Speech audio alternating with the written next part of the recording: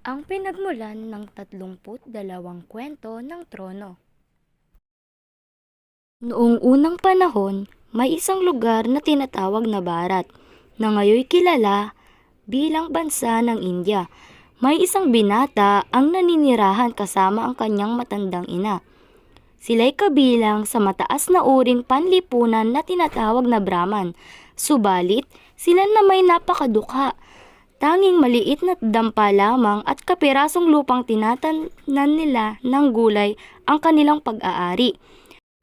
Dahil sa kanilang kalagayan, ay wala ng pag-asa ang binatang Brahman na makapag-asawa dahil wala silang salapi o pag-aaring maiaalay sa pamilya ng mapapangasawa.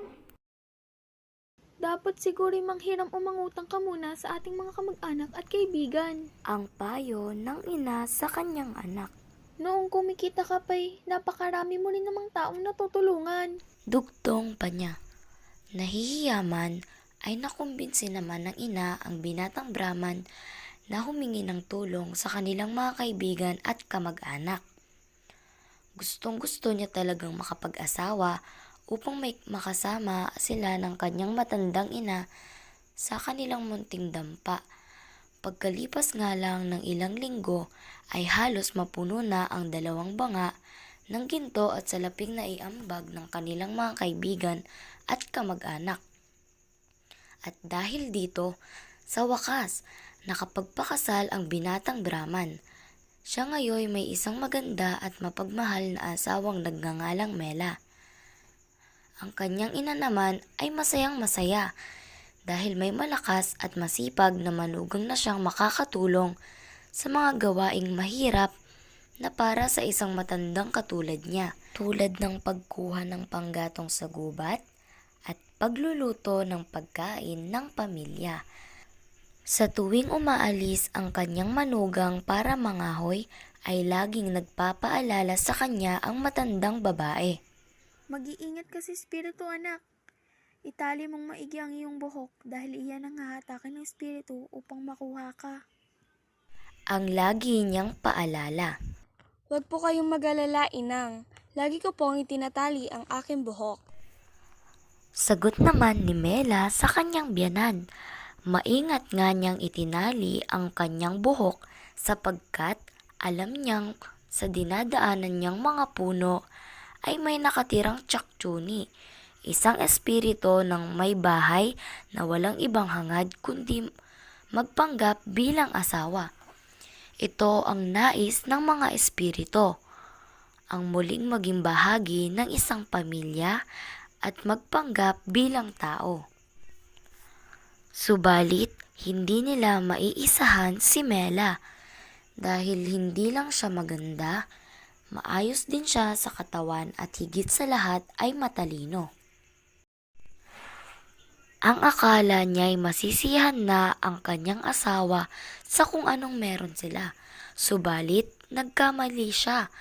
Ngayong ubos na ang ginto at salapi sa kanilang banga, ay gustong umalis muli ng lalaki at makipagsapalaran upang magkaroon pa ng mas maraming kayamanan. Asawa ko, bakit kailangan mo pang umalis? Masaya ako kahit mahirap ang ating buhay. Basta't magkakasama tayo. Ang lumuluhang pakiusap ni Mela sa asawa. Kailangan kong umalis, Mela. Tignan mo nga ang buhay natin, napakahirap. Gusto kong magkaroon ng malaking bahay at maraming salapi. Sabi ng lalaki. Hindi na nga napigil ni Mela ang kanyang asawang dali-daling umalis para magtrabaho sa lungsod. Ang hindi alam ng mag-asawa ay isang espiritu pala ang nakikinig sa punong pipal na nasa tabi ng kanilang bahay. Naulinagan niya ang usapan ng dalawa. Napangiti ang espiritu. Wakas, magkakaroon na rin ako ng pamilya. Ang nakangising sabi niya sa sarili. Sige, iwan mo ang asawa at ina mo. Para sa akin na sila. Malungkot na malungkot si Mela at ang kanyang biyanan sa pag-alis ng Brahman. Magkatabi silang lumuluha nang may biglang kumatok. Halos mapalundag sa tuwa ang dalawang babae. nang makita nilang bumalik agad ang Brahman. Hindi na ako tumuloy. Hindi ko pala kayo kayang iwan. Ang masayang sabi nito sabay yakap sa dalawang babaeng naiiyak sa tuwa dahil sa pagbabalik ng inaakala nilang Brahman na walang iba kundi ang espiritu pala sa punong pipal. Wala naman silang napansing kakatwa sa lalaking bumalik sa kanilang bahay, kaya't ang buong akala nila ang Brahman nga ito. Kasama nilang namuhay ang impostor na Brahman sa loob ng 1 taon. Samantala, ang tunay na Brahman ay nagtatrabaho sa lungsod. Naging labis siyang abala sa kanyang mga gawain at layuning makapag-ipon ng pera tulad ng pangako niya sa kanyang ina at asawa. Kaya't ni hindi siya nakadalaw o nakasulat man lang. Subalit, pagkaraan ng 1 taon ay hindi na niya matiis ang pananabik na makita na siya sa kanilang nayon. Nagmamadali siyang umuwi sa dampa, puno ng pananabik. Tiyak na magiging napakasaya ni Inang at ni Mela kapag nakita nila akong muli at ipakikita ko sa kanila ang aking mga pasalubong. Masayang masaya ang Brahman nang pumasok sa pinto ng dampa. Nabigla siya nang madatnang kumakain ng tanghalian ang kanyang ina at asawa kasama ang lalaking kamukhang kamukha niya. Biglang tumayo ang lalaki at intinulak ang totoong Brahman palabas ng pinto.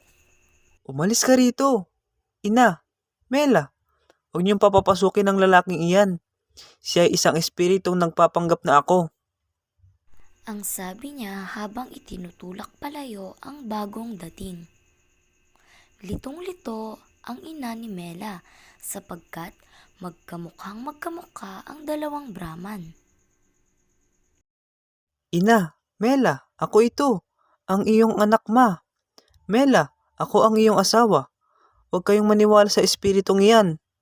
Ang sigaw ng tunay na Brahman, subalit nakasara na ang kanilang pinto. Anumang pakiusap niya ay hindi siya pinagbubuksan ng ina at asawa. Hindi malaman ng totoong Brahman kung ano ang gagawin. Ito ba ang naging bunga ng aking paglayo? Nagkaroon nga ako ng salapi at kayamanan subalit nawala naman sa akin ang pinakamahalagang tao sa buhay ko. Ang nawawalan ng pag-asa at buong pagsisising bulong niya sa sarili. Wakas, naipasya niyang humingi ng tulong sa rahang namumuno sa bansa. Matyagang nakinig ang raha sa kanyang istorya at pagkaraan ay nag-utos iyon na paharapin sa kanya ang dalawang binata. Tinitigan niya ang una at pagkatapos ang ikalawa. Magkamukhang magkamukha sila. Tinanong niya sila ng mga tanong na maaaring makapagpatunay kung sino ang tunay at kung sino ang impostor.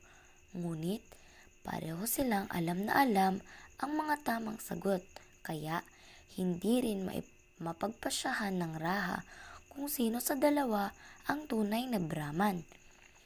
Araw-araw ay pumupunta ang tunay na Brahman sa korte ng raha, ngunit hindi niya makumbinsi ang raha ng isang nagpapanggap na espiritu ang dahilan ng pagkawala ng mahal niya sa buhay.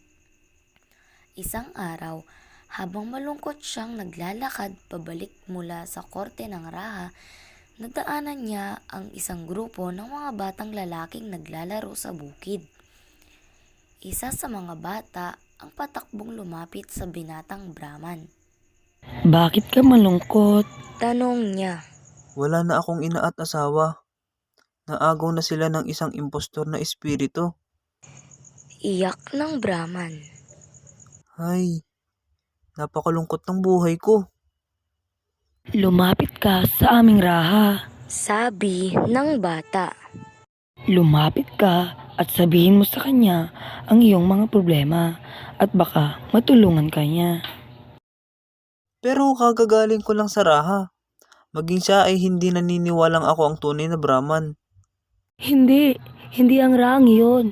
Lumapit ka sa aming Raha. Himok ng bata. Sino ang inyong raha? Tiyak na walang ibang raha sa bayang ito. Basta, sumama ka at tignan mo. Ang bata ay hindi na naghintay ng sagot. Hinila niya ang kamay ng Brahman at dinala sa lugar na may iba pang mga batang naglalaro. Isang batang mukhang matalino ang nakaupo sa kanilang gitna at nakaharap sa nagbunton ng lupa. Ang batang nagdala sa Brahman ay yumukod ng matbaba at nagsalita.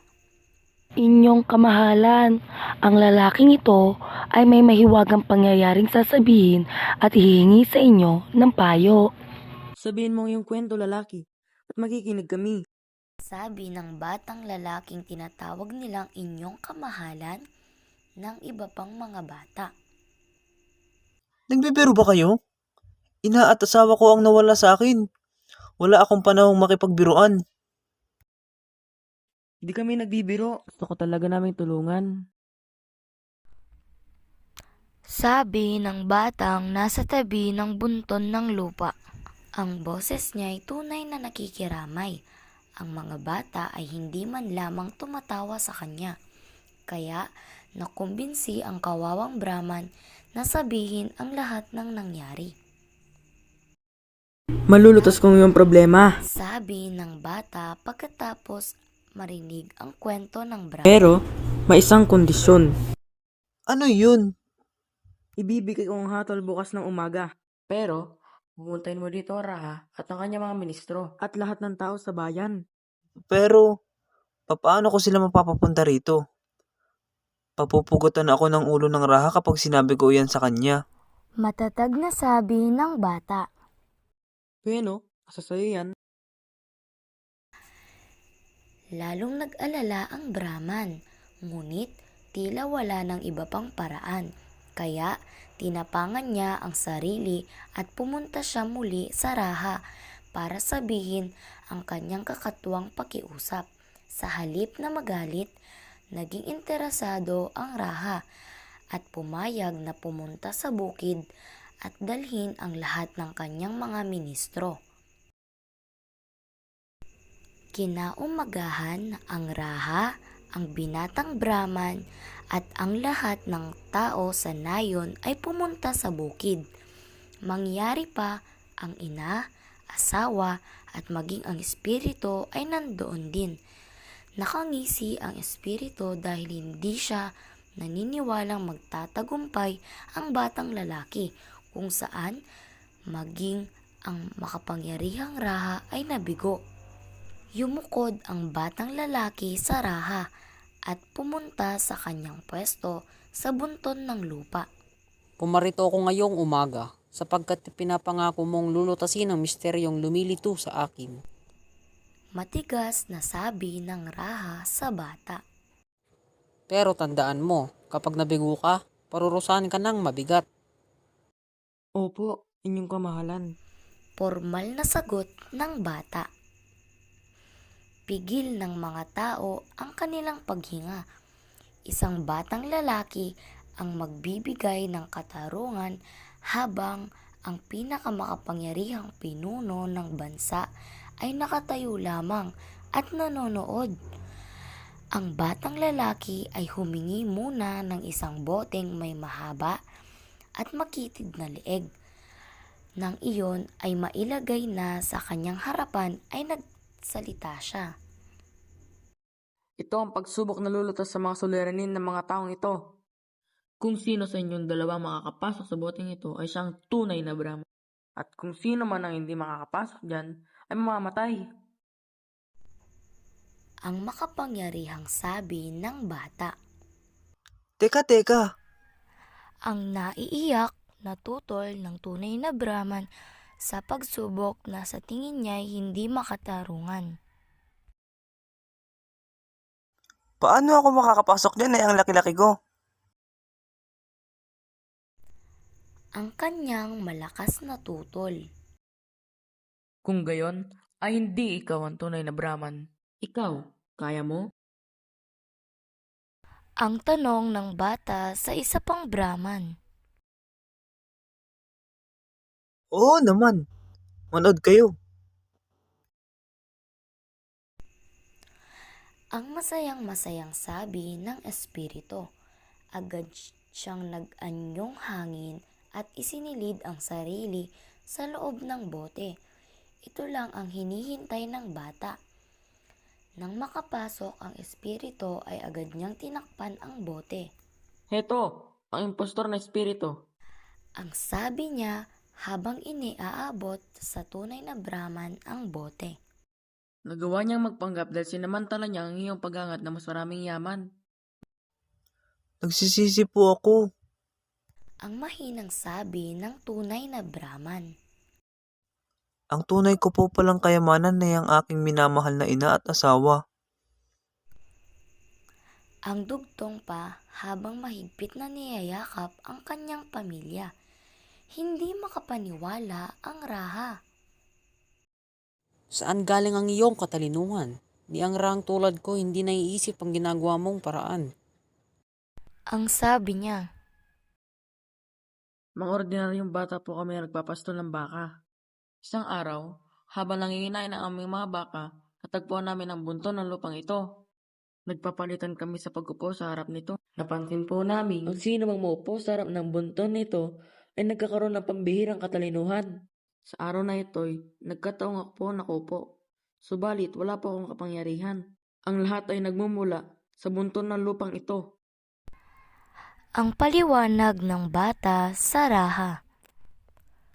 Ipinag-utos ng Raha na hukayin ang bunton ng lupa at sa ilalim ng lupa natagpuan nilang nakabaon ang isang magandang tronong tila plataporma. Nababalutan iyon ng mga alahas at sinusuportahan ng magagandang inukit na mga figura ng 32 anghel.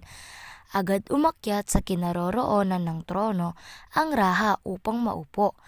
Inaakala niya kasing sa pag-upo rito ay magiging matalino rin siya sa pagpapasya at makikilala ng buong mundo ang kanyang katalinuhan.